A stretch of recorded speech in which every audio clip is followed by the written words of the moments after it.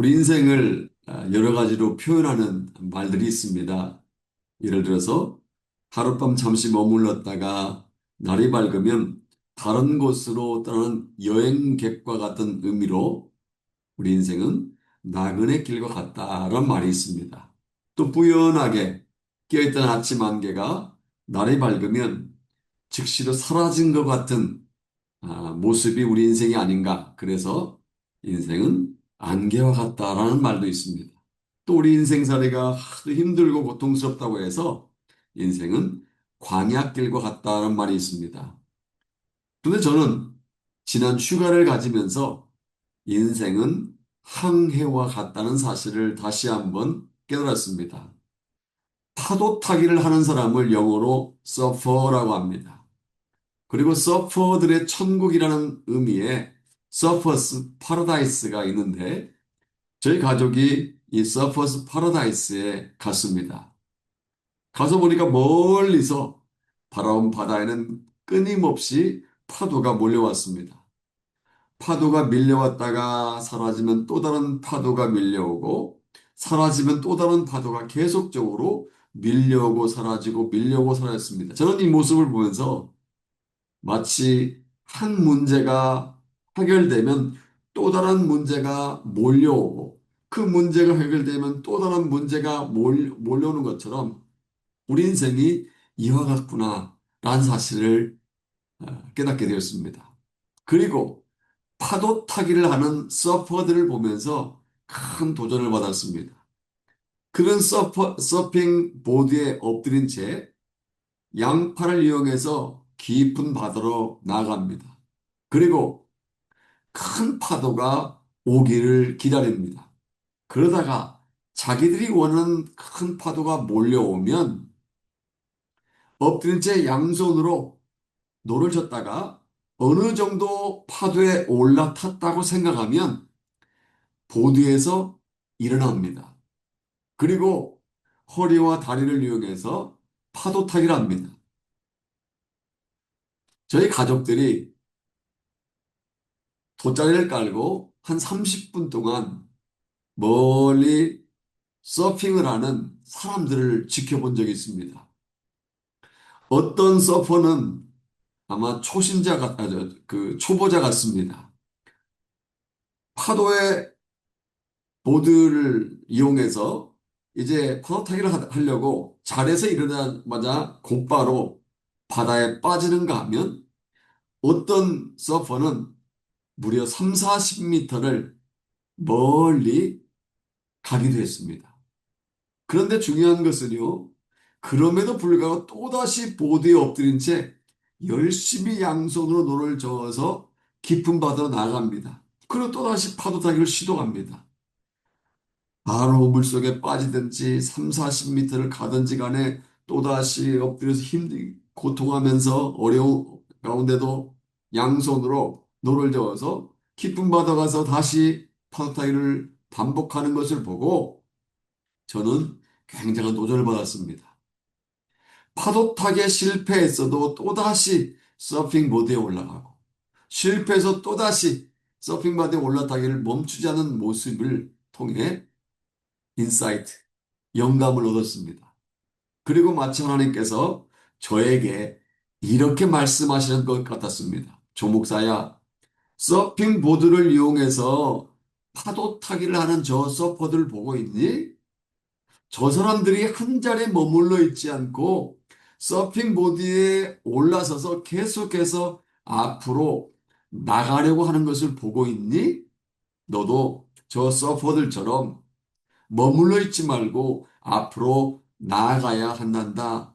라고 마치 저에게 말씀하시는 것 같았습니다. 사실 우리가 인생을 살다 보면 어느 순간 한 자리에 머물러 있고 싶은 생각이 듭니다. 소위 안전지대에서, 세이프티 존, 안전지대에서 안락한 삶을 살아가려고 하는 경향이 있습니다. 하지만 안타깝게도 이 세상은 끊임없이 풍랑이 일어나는 바다와 같다고 할 수 있습니다. 물론 고요하고 잔잔할 때도 있지만 때로는 엄청나게 큰 풍랑이 일어날 때도 있습니다. 풍랑은 누구에게나 어디서나 다가옵니다. 풍랑이 없는 이 안전지대는 이 세상에 그 어디에도 없습니다. 이 땅에 사는 동안 우리는 크든지 작든지 항상 풍랑을 만나게 되어 있습니다. 개인적으로 만날 뿐만 아니라 가정적으로 만나기도 하고 교회적으로 만나기도 하고 국가적으로 세계적으로도 풍랑은 찾아옵니다. 그때 우리가 어떻게 해야 할까요? 우리 삶에 풍랑이 일어날 때 우리는 이겨낼 수 있을까요? 아니, 우리가 어떻게 해야 그 서퍼들처럼 거세게 몰아닥치는 인생의 바다에서 제자리에 머물러 있지 않고 앞으로 앞으로 나아갈 수 있을까요? 오늘 우리가 읽은 본문에 그 질문에 대한 답을 가르쳐 주고 있습니다. 본문을 자세히 살펴보면 머물러 있지 말고 앞으로 나갈 수 있는 세 가지 방법을 제시해 주고 있습니다. 첫째로 제자리에 머물러 있지 않고 앞으로 나가려면 과거를 정리해야 합니다. 과거를 정리하지 않고는 절대로 앞으로 나갈 수 없습니다. 예수님 이후로 가장 위대하게 쓰임받던 인물은요, 사도 바울입니다. 사도 바울에게 장점이 많이 있는데 그 중에 빼놓을 수 없는 것이 바로 미래지향적인 삶의 태도입니다. 사실 그는 젊은 시절 다메섹으로 가는 도중에 주님을 만난 후 주님께서 주신 사명을 위해서 열심을 다했습니다. 소아시아와 마게도니아 등 이방 땅에 수많은 교회를 세웠고요. 그곳에서 많은 그리스도인들을 양육했습니다. 바울은 거의 30년 가까이 열심을 다해 달려왔습니다. 이쯤 되면 사도 바울은요, 자신이 이룩한 화려한 업적에 만족하면서 얼마든지 안주할 수 있었습니다.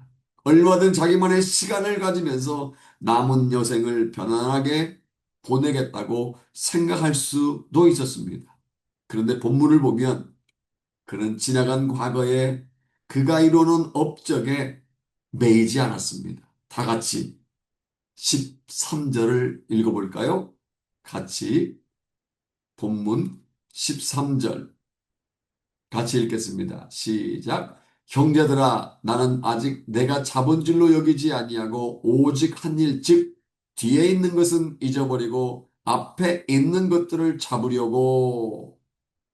여기 뒤에 있는 것은 잊어버린다는 말은 그의 사역이 실패했거나 아니면 과거에 자신의 사역에 대한 불만을 가졌기 때문에 잊어버린다는 뜻이 아닙니다.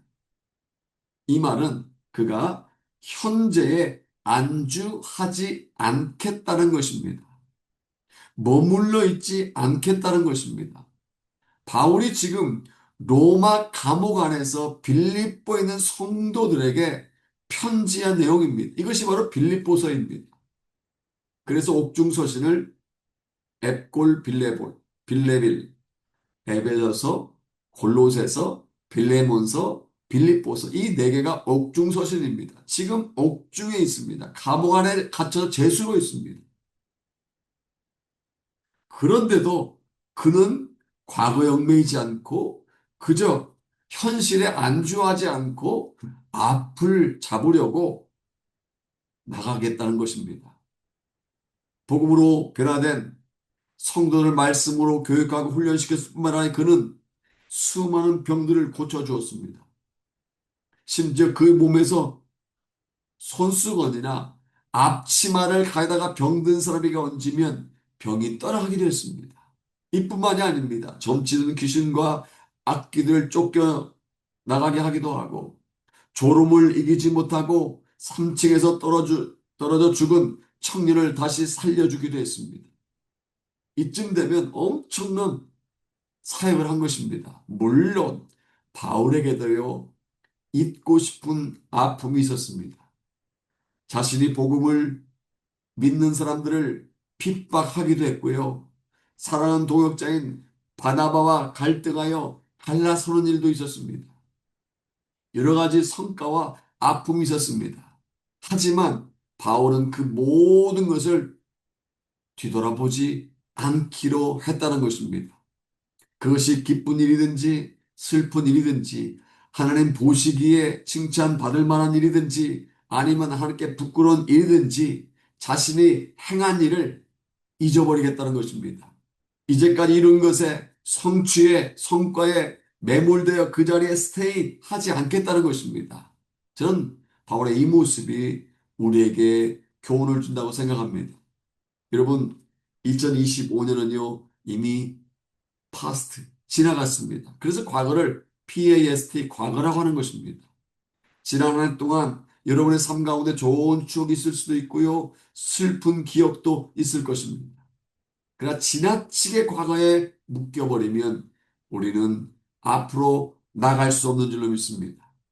과거 우리 인생을 묶어버리는 족쇄가 대개에서는 안 될 줄로 믿습니다. 제가 한 번 전에 소개한 적이 있어서 기억을 하시는 분이 있을지 모르겠습니다. 오래전에 소개한 적이 있습니다. 제가 더니들의 사회 갈 때 김모라는 학생이 있었습니다.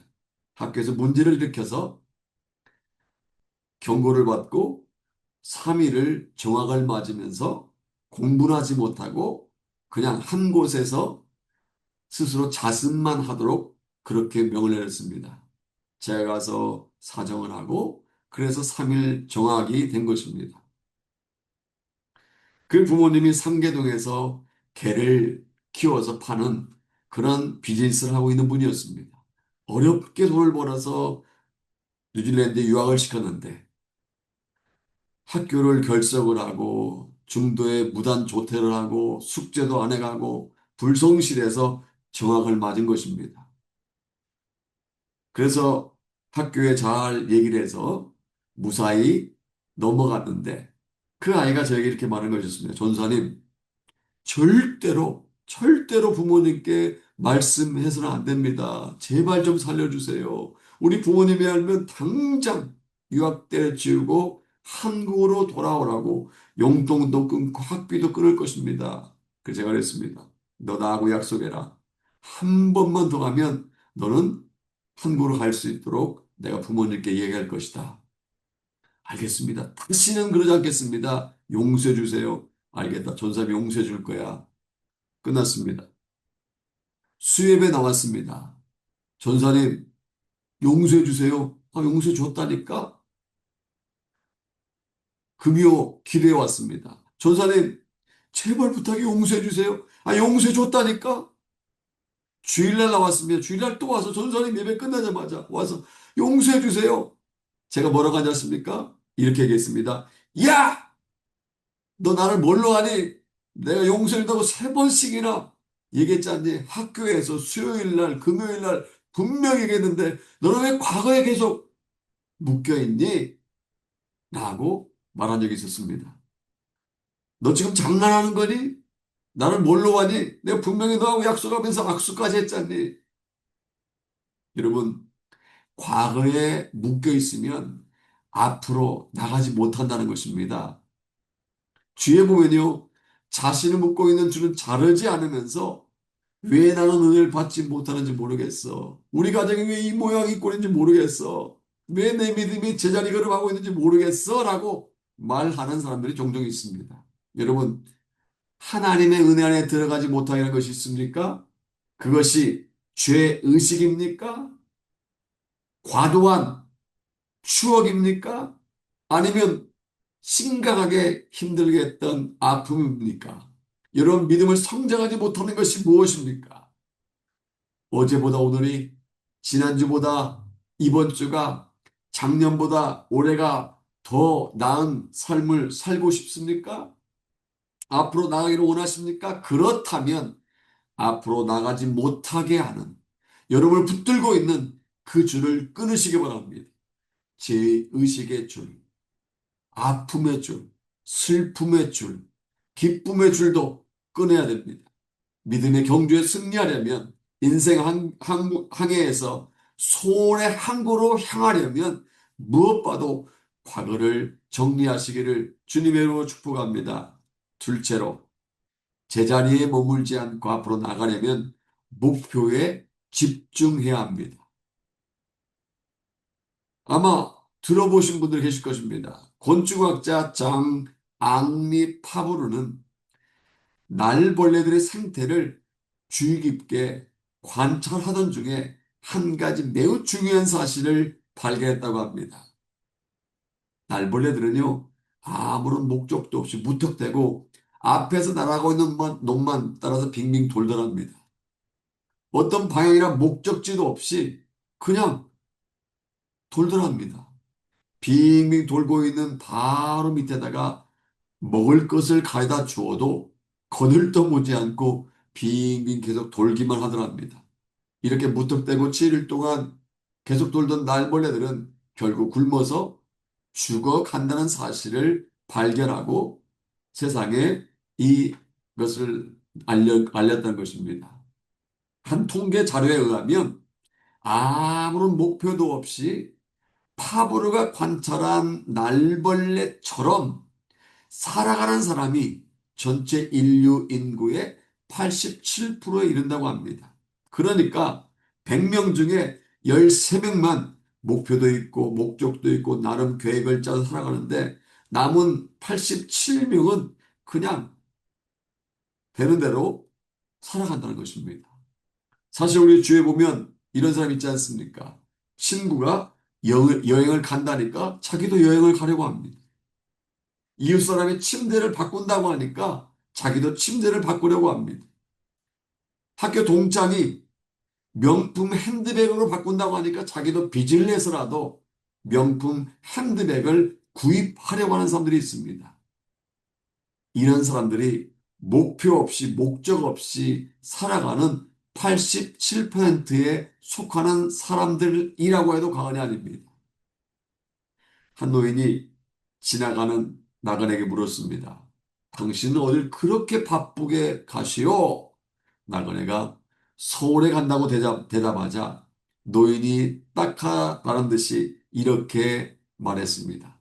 서울은 북쪽인데 어째서 남쪽으로 가는 거요? 그래 나그네는 이렇게 다시 대답했습니다. 염려하지 마세요, 어른. 저는 성실하고 부지런한 사람이기 때문에 노력만 하면 안 될 게 없지요. 여러분 질문하겠습니다. 이 나그네가 지혜로운 사람입니까? 어리석은 사람입니까? 어리석은 사람이지요. 중요한 것은요, 열심이 아니라 방향, 디렉션입니다. 그런 차원에서 본다면 사도 바울은 우리 삶의, 우리 인생의 모델이라고 할 수 있습니다. 그가 변하기 전에는 잘못된 열심을 가지고 살았던 사람입니다. 예수 믿는 사람들을 잡아다가 핍박하는 것이 옳은 행동이라고 생각하며 열심을 냈지만 그것은요, 잘못된 열심이었습니다. 그러다가 다메섹이라는 도시로 가는 도중에 예수 그리스도를 만난 후에 그는 변했습니다. 그의 인생의 목표가 달라졌습니다. 다 같이 한번 12절 말씀 볼까요? 12절 같이 읽겠습니다. 시작. 내가 이미 얻었다함도 아니요 온전히 이뤘다함도 아니라 오직 내가 그리스도 예수께 잡힌 받은 그것을 잡으려고 달려가노라. 영어성에 보면 I press on to take hold라고 되어 있습니다. 여기서 언급된 달려간다라고 번역된 헬라어가 디오코입니다. 디오코. 추적하다, 쫓아간다 이 말입니다. 사냥할 때 사용하는 말입니다. 그러니까 사도 바울은요, 사냥개가 먹이를 발견하고 먹이를 향해 있는 힘을 다하여 달려가는 것처럼 자기는 뭔가를 위해 달려간다고 고백한 것입니다. 또 14절 보겠습니다. 함께 읽어볼까요? 표대를 향하여 그리스도 예수 안에서 하나님이 위해서 부르신 부름의 상을 향하여 위하여 달려가노라. 역시 I press on이라고 되어 있습니다. 여기 언급된 표대는 헬라어로 스코포스입니다. 이 말은 본래 달리기 경기를 하면 꼬린 지점이 있잖아요. 이 꼬린 지점을 멀리서도 볼 수 있도록 기둥을 세웁니다. 이것이 바로 스코포스입니다. 사도 바울은 이 표대를 향해서 세운 기둥을 향해서 마치 사냥개가 먹이를 발견한 전력으로 달려가는 것처럼 주님께서 그에게 주신 목표를 향해서 달려가겠다라고 고백한 것입니다. 여러분이 질문합니다. 여러분 어떻습니까? 새해 2026년을 시작하면서 목표를 정했습니까? 방향을 설정하셨습니까? 나는 2026년에 최소 10kg을 빼겠다. 혹은 나는 2026년 한 해 동안 성경을 삼독을 하겠다.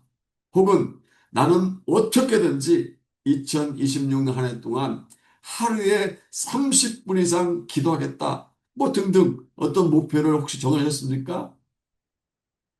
혹시 목표도 없이 아무런 방향이나 목적도 없이 새해를 시작하지는 않으셨습니까? 여러분, 목표 없이 항해를 하면 어떻게 될까요? 파도에 따라 배는 이리저리 흔들릴 수밖에 없습니다. 목표 없는 인생은요, 세상 조류에 이리저리 흔들리기 쉽습니다. 목표 없이 쏜 화살은 결코 사냥감을 잡을 수 없습니다. 물론 어쩌다가 우연히 맞는 화살에 사냥감이 쓸 수 있지요. 하지만 그것은 거의 불가능합니다.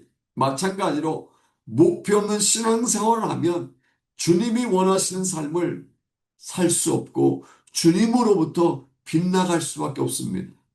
우리에게 이루어야 할 목표가 있어야 하고 달려가야 할 표대가 있어야 하는 것입니다. 중요한 것은 썩어져 없어져 버릴 목표가 되어서는 안 된다는 것입니다. 세상 것들이 우리 삶의 표대가 되어서는 안 된다는 것입니다. 10년 만에 집을 한 채 사겠다? 물론 좋은 소원과 목표가 될 수 있으며 그러나 그보다 더 중요한 목표가 있어야 됩니다. 돈을 목표로 삼아서는 안 됩니다. 왜요? 돈을 향하여 달리던 수많은 사람들이 돈 때문에 오히려 더 어려움을 겪고 있는 것을 볼 수 있습니다. 권력이 우리의 표대가 되어서도 안 됩니다. 선거에 당선되어 무소불위의 권력을 휘두른 수많은 정치인들이 권력에서 내려온 후 감옥에 갇히기도 합니다. 인기나 명예 역시 우리의 표대가 되어서 안 됩니다. 죽을 힘을 당해 얻었던 인기를 유지하기 위해서 프로포폴이나 대마초나 마약에 손을 대었다 발각이 되어 나락에 떨어진 연예인들을 수도 없이 보고 있지 않습니까? 따라서 돈이나 권력이나 인기나 명예나 세상 것들이 우리의 목표나 진정한 삶의 표대가 되어서 안 됩니다. 여러분, 앞으로 나가기를 원하십니까? 그렇다면 사도 바울처럼 진정한 표대, 즉 믿음의 주요 온전케 하시는 주님께 집중하시기 바랍니다. 믿음의 경주에 승리하려면 사도 바울처럼 마음속에 품은 표대, 하나님께서 소원을 주신 바로 그 목표에 집중하시기를 바랍니다. 세 번째 마지막입니다. 제자리에 머물러 있지 않고 앞으로 나가려면 미래를 준비해야 합니다. 미국에서 실제로 있었던 이야기라고 합니다. 어느 어떤 소년이 길에서 5달러, 5불짜리 지폐를 주었습니다. 그럼 그것을 줬고 너무나 기분이 좋았습니다. 문제는 그 일이 있고 난 후였습니다. 그 소년은 또다시 그런 일이 일어날까라고 생각하며 땅만 쳐다보고 다니는 습관이 생겨버렸습니다. 그래서 길을 갈 때 항상 땅바닥만 보면서 혹시 또 5불 혹은 10불 돈이 있는지 땅바닥만 보며 갔다고 합니다. 결국 그가 일생 동안에 길에서 주운 것을 정리해 보니까 단추가 29,519개, 머리핀이 54,172개, 수천 개의 동전, 그리고 그 이외에 수많은 자질구레한 것들이었다고 합니다. 그러니까 그는 평생 동안 땅의 것들을 줍느라 푸른 하늘이나 아름다운 꽃이나 새와 같은 자연의 아름다움을 볼 기회를 잃었던 것입니다. 땅의 것만을 바라보다가 넉마주의 인생으로 끝나 버리고 만 것입니다. 사람은요, 무엇을 보고 사느냐에 따라서 그 인생이 결정된다고 해도 과언이 아닙니다. 땅을 쳐다보고 사는 자는 땅의 것으로 살아가게 됩니다. 그러나 하늘을 쳐다보고 사는 자는 하늘의 것으로 살아가게 됩니다.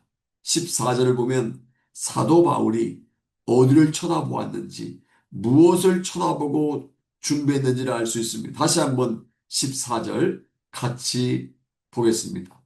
표대를 향하여 그리스도 예수 안에서 하나님이 이에서 부르신 부름의 상을 위하여 달려가노라.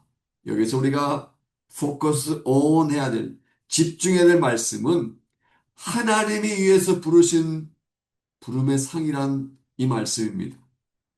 이 말은 장차 그가 하늘나라에 가서 하나님께 받을 프라이즈, 상급을 가리킵니다. 사도 바울은 현재의 것에 목숨을 걸지 않고 미래에 받을 상급에 목숨을 걸었던 것입니다. 또 20절에서 말씀하고 있는 것을 보면 사도 바울은 현재보다 미래에 대한 기대를 하고 있었습니다. 그는 장차 다시 오실 주님을 기다리며 살았다는 것입니다. 왜 그런 줄 아세요? 21절에서 그 이유를 발견할 수 있습니다. 그는 장차 오실 주님을 기다리며 살았는데 그 이유는 주님이 오시면 자신이 영광의 몸으로 변화될 것을 알았기 때문입니다. 그러나 여러분 오해하지 마시기 바랍니다. 기다린다는 말을 아무것도 하지 않은 채 그냥 팔짱만 끼고 주저앉아서 세월만 낭비한다는 의미가 아닙니다. 제가 청년들에게 자주 소개하는 한 이야기가 있습니다.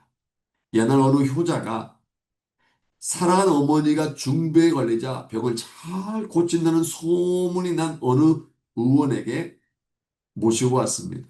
그 의원은 그 어머니를 진찰한 후에 아들에게 말합니다. 3년 묵은 쑥을 어머니에게 드시게 하시오. 그러면 나을 것이요. 3년 묵은 쑥을 어머니에게 드시게 하라. 효자는 그날부터 어머니를 위해 3년 묵은 쑥을 구하러 사방을 헤매고 돌아다녔습니다.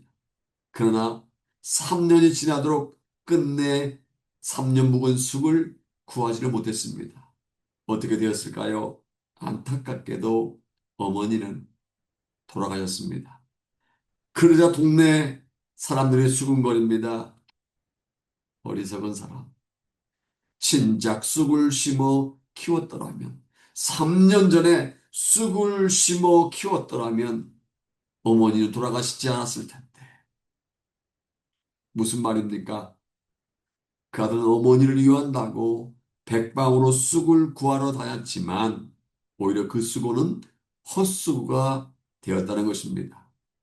현명한 사람이라면, 지혜로운 사람이었다면 쑥을 심어 놓은 다음 3년 된 묵은 쑥을 구하러 다녔을 것입니다. 그랬다면 바로 구할 수는 없어도 적어도 3년 후에는 틀림없이 3년 묵은 쑥으로 어머니를 낫게 했을 것입니다. 요즘에도 보면요. 이 청년처럼, 이 아들처럼 미래를 준비하지 않은 채 그저 허둥지둥하면서 열심으로만 사는 사람들이 있습니다. 물론 게으른 사람들보다 열심히 사는 것이 좋기는 합니다. 하지만 그렇다고 그 사람이 지혜로운 사람이 아닙니다. 지혜로운 사람은요, 미래를 준비할 줄 압니다. 지나간 역사를 보면 바닥에서 정상으로 올라선 사람들을 발견하게 되는데 그들이 저절로 된 것이 아닙니다. 저절로 정상에 올라선 것이 아닙니다. 에브라임 링컨, 발명은 에디슨, 작곡가 베토벤, 이 모든 사람들은요, 어려운 환경을, 불행한 환경을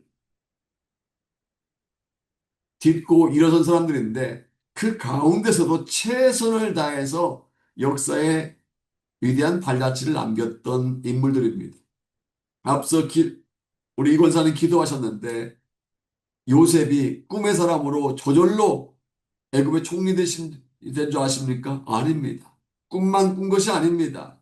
주어진 자리에 최선을 다해서 주위 사람들에게 인정받고 또한 그가 하는 일이 성통하게 되는 하나님의 역사를 체험한 것입니다.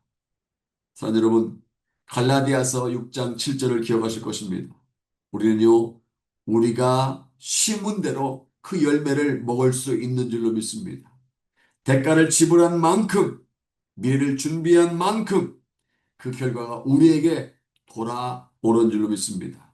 그렇다면 우리 그리스도인들은 구체적으로 어떻게 미래를 준비해야 할까요? 결혼을 앞둔 신부처럼 준비해야 합니다. 물론 이 땅에서 사업가는 사업가로서, 가정주부는 가정주부로서, 직장인은 직장인으로서, 학생은 학생으로서 미래를 준비하는 것도 중요합니다. 그런데 주님이 오시는 날을 준비하는 것은요, 그 어떠한 것들보다도 더 중요합니다. 신랑 되신 예수 그리스도께서 다시 오시는 날, 우리는 흠없고 순결한 신부로 세워지기에 준비해야 할 줄로 믿습니다. 주님 오실 날을 위하여 지금부터 사랑하는 주님을 닮아가고자 힘써야 할 줄로 믿습니다. 여러분, 미래를 준비하시기 바랍니다. 준비하되 우리에게 닥쳐질 미래를 철저하게 준비하시기 바랍니다. 흠없고 티 없는 아름다운 신부로 세워지기에 날마다 날마다 준비하는 저와 여러분 되기를 소원합니다. 사랑하는 여러분, 이제 말씀의 결론입니다. 2026년도에 제자리에 머물러 있지 않고 앞으로 나아가기 원하십니까? 믿음의 경주에서 승리의 면류관을 쓰기를 원하십니까? 그렇다면 먼저 과거를 정리하시기 바랍니다. 떼어낼 걸 떼어나시기 바랍니다. 게으름의 줄, 사치의 줄, 낭비의 줄, 여러 가지 줄들을 잘라버리시기 바랍니다. 그리고 오늘의 배부름을 위해 살기보다 내일의 영광을 위해 노력함으로 365일 후에 드려지는 2026년도 송구 영신 예배에서는 주님으로부터 착하고 충성된 종아, 착하고 충성된 김집사야, 착하고 충성된 이 자매야, 착하고 충성된 조목사야, 잘하였도다 칭찬받는 저와 여러분 되기를 소원합니다. 무엇보다도 우리의 참된 표대요, 진정한 표대이신 예수 그리스도 한 분에게 우리의 시선을 집중함으로 말미암아 찬란한 승리의 면류관을 얻으시기를 주님의 이름으로 축복합니다. 아멘.